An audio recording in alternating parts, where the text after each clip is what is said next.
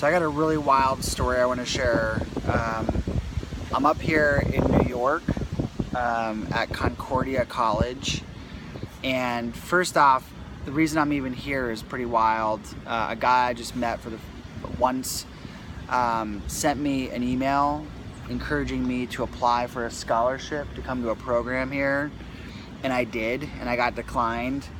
And then I prayed, and I was fine with it. I was like, no skin off my back. I didn't know anything about it really, but I've been praying a lot about my work.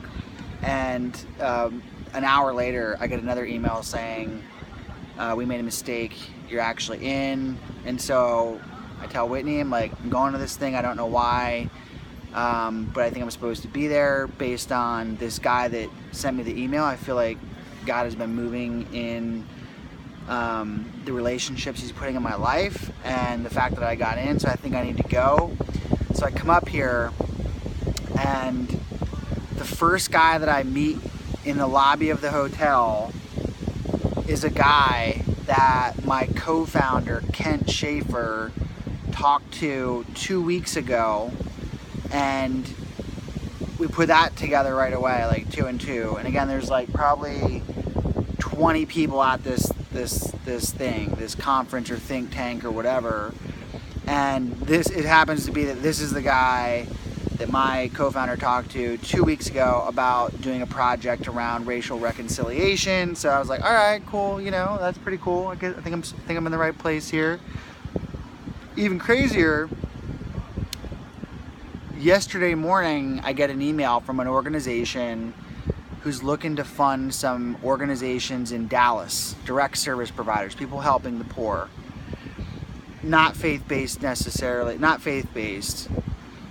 And I got the email and I thought, all right, I don't know any organizations in Dallas, but I know a couple people down there, so I email a few people and say, hey, it'd be great to see the church represented in this effort, this funding effort.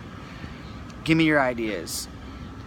And a dear brother, Ken Churchill, lives in Dallas, replies back right away. He says, hey, you got to talk to this guy, Mark Brown, in Dallas. Everybody knows him. He knows everything that's going on down here. You guys are introduced.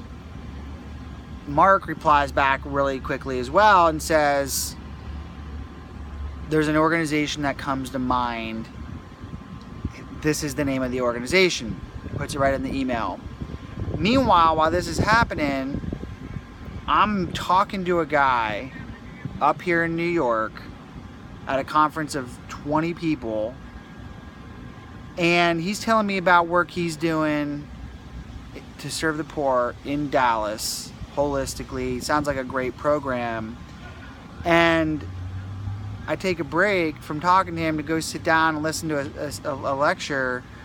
And I look at my phone and read this email, and I'm like, I think this is the same. This is that guy.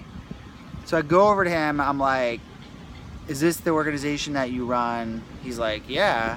We look at the email.